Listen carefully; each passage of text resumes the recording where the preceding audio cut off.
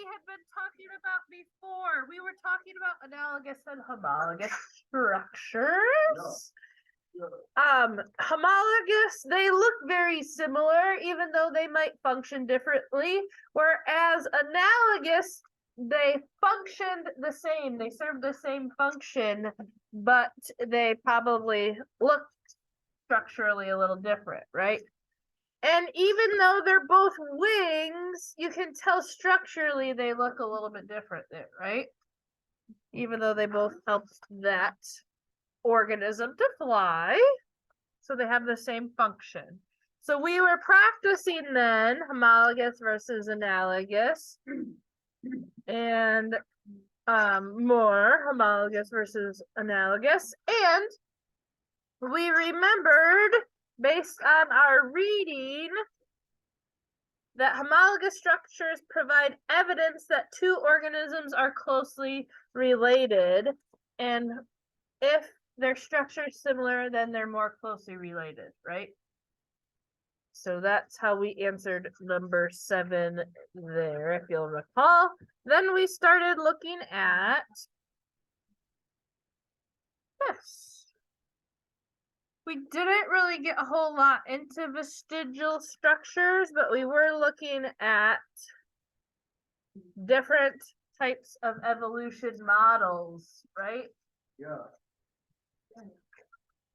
And so I'm going to turn to the next page. You did not. I have time on my day. Well, it was in my folder, right? You're very good. Yeah. So we're going to identify four-limb structures as to whether they are homologous, analogous, or vestigial structures. So like maybe we don't use them in the same way, right? Vestigial meaning, we looked this up, right? Vestigial, but I didn't really take any notes about it. Maybe I should turn back real quick and look up vestigial. If we're looking at vestigial structures,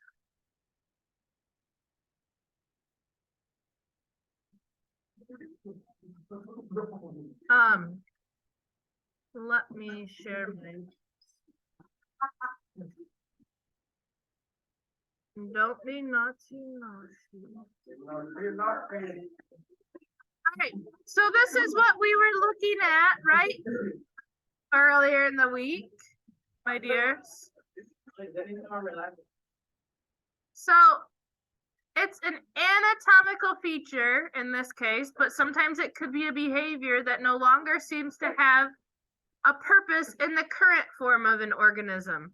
So when we're talking about vestigial structures and we're looking at these different types of forelimbs, which ones of these might be vestigial, that they don't have the same thing?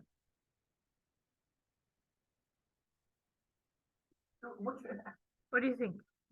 Your Chromebook should be closed. You should be focused.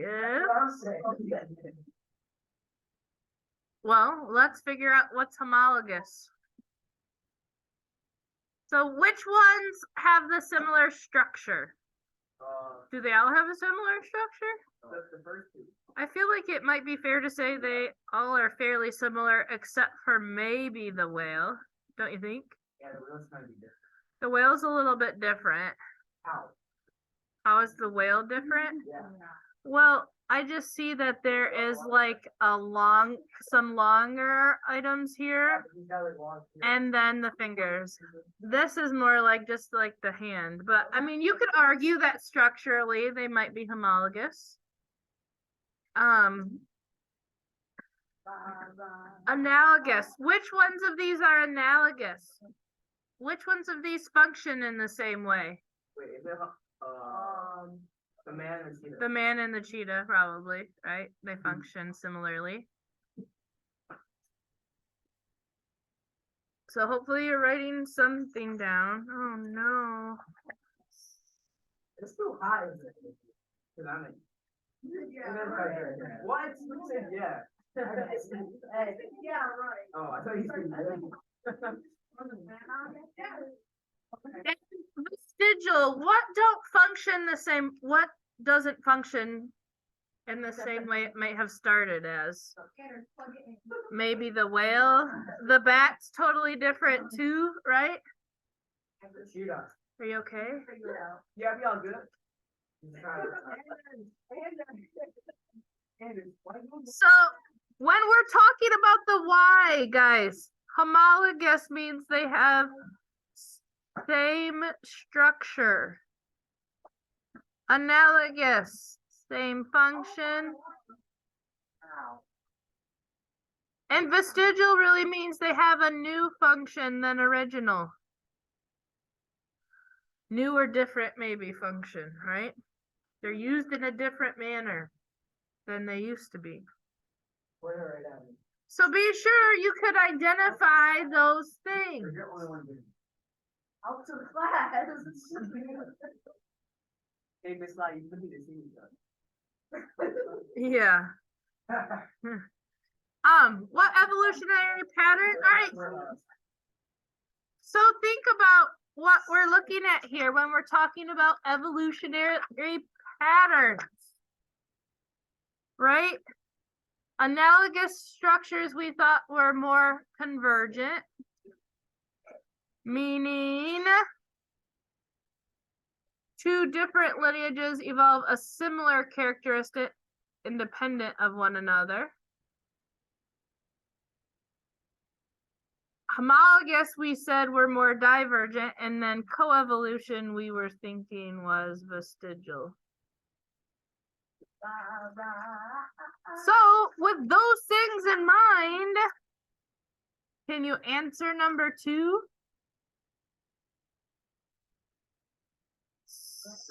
So, homologous, we said, was more divergent.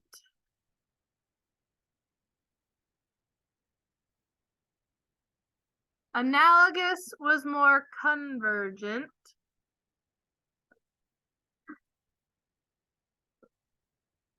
And vestigial was more coevolution.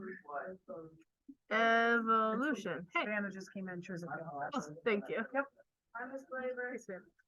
I have your packet, Savannah Banana.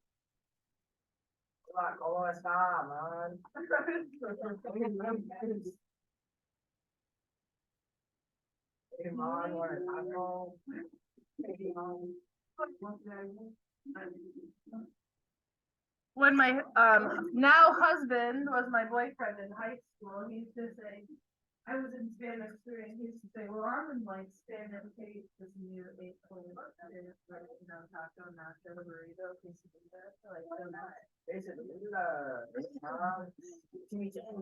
Alright.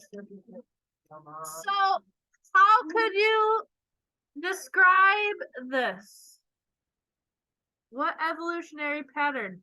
So we have to, kind of define divergent, define convergent, and define coevolution as it comes to these. So we said that these two and this one at least were what? Homologous?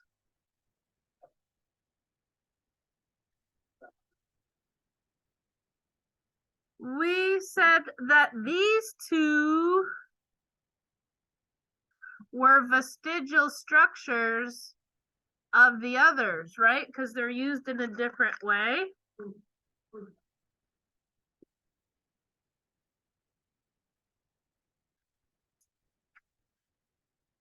And we're also talking about analogous, right? Where they have the same function. So we said that these were not only homologous, but they were also analogous. So it makes it harder to see whether this evolved convergently or divergently. It's hard to say. So you might have to go back and be sure you understand how those things evolve. Boys, I'm going to ask you this one last time to please close your Chromebooks. And you're going to do just that. That's all I. Okay. All right. So is this difficult? Not at all. Yes, it's complicated, right? And it makes it even more complicated when you're not paying attention and you're goofing around. So it's complicated. Sorry, I didn't mean to gleek all over you. It's complicated because we have to understand the different definitions, right? Convergent is two different lineages evolving a similar characteristic because they face similar environmental changes and selective pressures. Whereas divergent is from one. So these are going from two different lineages into one. Divergent is going from one source into two new speciation, right? Because of genetic drift and natural selection. Thank you. And then coevolution is when things are affecting each other, which I don't really feel like we see that a whole lot, but this is like two or more and they affect each other. I know that kind of looks like greater than, less than, and equal to, but this was the second page, Savannah. And this, where we were kind of trying to figure out, is the back of that second page. All right, so we're going to inspect these more thoroughly like scientists. We're going to color code the bones that are similar in each animal. We're also going to number the fingers and or toes. And then you're going to talk about the similarities and the differences. So how are they similar? How are they different? Why do you think they would have evolved differently? Oh man, you're going to have to look up these two terms. Are they enough to build? Let's say enough to show their phylogeny on a cladogram? Why or why not? So that's what we're going to do today. Is we're just gonna get really through this second page here. Yes. Are you so excited to be back in the 30s next week? No. No. Oh. Yeah. Yeah. All right, so that's what we're going to do. Be sure you are working diligently, gentlemen. And what? And I'm the first one. Ladies. And ladies. All right, so I want you to be sure you're color coding these, like maybe all of these are the same color, right? Then all of this front bone would be another color, and all of this backbone would be yet a third color. And then probably once you start getting into the hand, you might color code those, right? And then you can start labeling number of fingers and so on and so forth. Got it? Do you know what we're doing? You're going to make sure you've got answers to these questions. Thinking through, trying to wrap your brain around this stuff, and color coding our structures here. All right, so take your time, do discuss it, discuss your answers, figure out what this and this are so that you can answer this. Don't forget the why or why not. You may until I say, oh, I guess we have to be at a level 0. So stay at a level 1, or we may have to move back down to a 0. All right. All right, this page should be done by the end of the hour. So you got over half an hour.